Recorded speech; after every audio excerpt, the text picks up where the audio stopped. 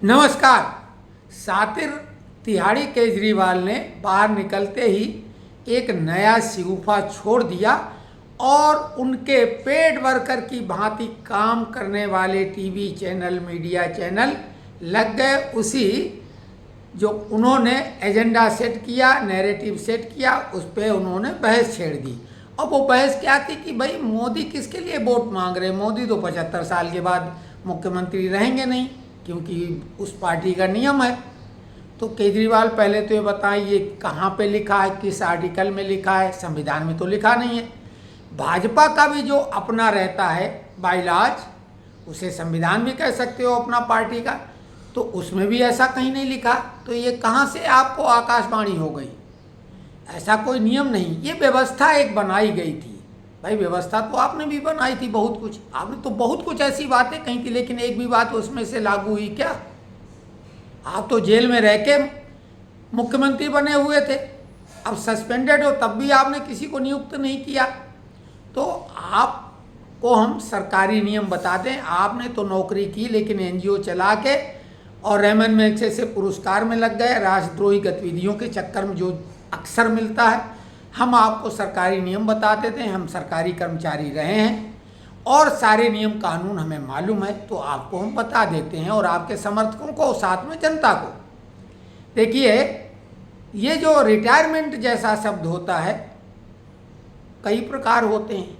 एक तो होता सुपरएनुएशन, जिसमें कि एक निश्चित जो आयु सीमा होती है उसके बाद सेवानिवृत्त अधिकांश लोग हो ही जाते हैं। लेकिन एक होता VRS, वॉलंटरी रिटायरमेंट स्कीम के तहत लेते आदमी, बीच में ले लेता स्वैच्छिक सेवानिवृत्ति। लेकिन इसके अलावा हेल्थ ग्राउंड पे मेडिकली बोर्ड आउट कर दिया जाता है, उसमें भी लाभ मिलते हैं सेवानिवृत्ति जैसे ही, लेकिन वो रिटायर कर दिया जाता है एक तरह से फोर्सली रिटायर्ड, कि ये शारीरिक रूप से फिट नहीं है सरकारी कार्य के लिए, तो उसको भी बाहर कर दिया जाता है। एक होता कि अपराधी कृत्य या कुछ अनुशासनहीनता में उसको डिसमिस या रिमूवल फ्रॉम सर्विस कर दिया जाता है, उसमें कोई लाभ नहीं दिया जाता है, सीधे बाहर कर दिया जाता है जिसके लायक आप हो अभी। लेकिन सरकारी नियम एक और भी है कि अगर व्यक्ति सक्षम है तो एक्सटेंशन भी मिलता है, सेवा का विस्तार मिलता है सेवानिवृत्ति के बाद।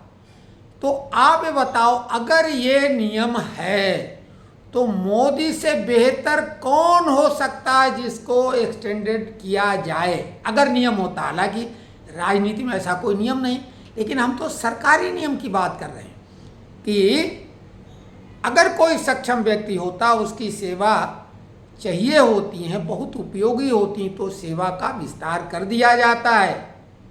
और मोदी की क्षमता का आकलन क्या कोई उनकी बराबरी का विश्व में कोई भी व्यक्ति कर सकता है? जिस तरह से वो जितने घंटे प्रतिदिन इतने सक्रिय होके, वो भी मानसिक रूप से, जिसमें बौद्धिक क्षमता का इस्तेमाल होता है, क्या कोई भी व्यक्ति भारत में है जो बराबरी तो छोड़ दो, आधा भी कर पाए?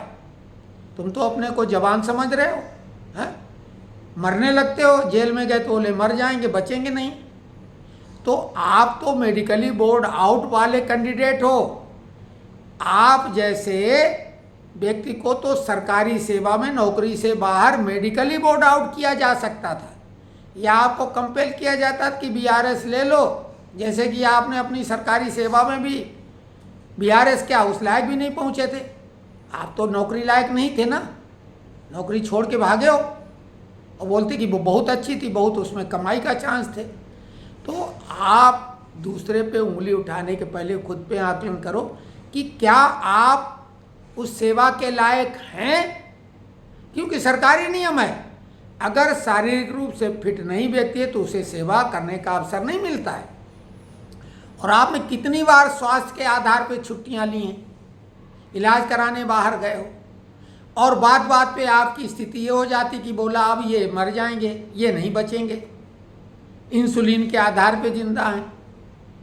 तो कुल मिला के बोलने के पहले चमड़े की जबान है, माना है कि बोलने पे टैक्स नहीं लग रहा है, पाबंदी नहीं, आप कुछ भी बोल के निकल लेते हो, बड़े बड़े वकीलों की छत्र छाया है आप पे, लेकिन बोलने के पहले कुछ तो जान लो। जनता इतनी मूर्ख नहीं जैसा आप समझते हैं, क्योंकि ज़्यादा अक्लमंद जो होता है, एक कहावत है गाँव देहात में, ज़्यादा चतुर कौआ कहाँ चोंच मारता है, तो आप वैसे ही कर रहे हैं। एक बात तय है कि ये चकाचौंध की ज़िंदगी कितनी भी कर लो, अंततः आपको अंधेरी कोठरी में ही ज़िंदगी गुजारनी है, जेल की। वो जेल तिहाड़ हो सकता है या कोई अन्य भी। तिहाड़ में आपका जलवा था, बाहर प्रोपोगंडा था, अंदर आपको 5 स्टार होटल की सुविधाएं निश्चित मुहैया कराई गई, नहीं तो निकलने के बाद ये स्थिति नहीं थी आपकी होती, आप इस अंदाज में नहीं होते।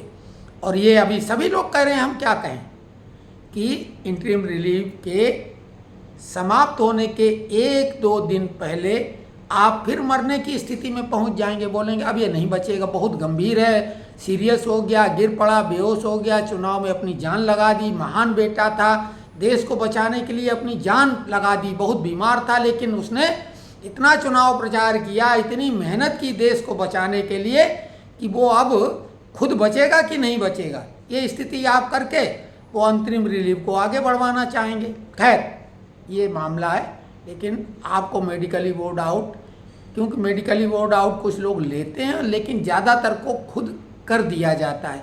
अब सक्सेना साहब, एलजी साहब क्या कर रहे हैं, नफ़ा नुकसान का आकलन कर रहे हैं, लेकिन ये 4 तारीख के बाद नफ़ा नुकसान का खेल हो जाएगा बंद और आप तिहाड़ जाने से नहीं बच पाओगे, क्योंकि सुप्रीम पावर तो अब एलजी है। ये सुप्रीम कोर्ट ने कह दिया कि अगर इनको बर्खास्त किया जाए तो कर सकता है। विश्लेषण कैसा लगा कमेंट्स बॉक्स में लिखें, लाइक करें, चैनल को सब्सक्राइब करें ताकि आपको कुछ नए ढंग का जानकारी हम दे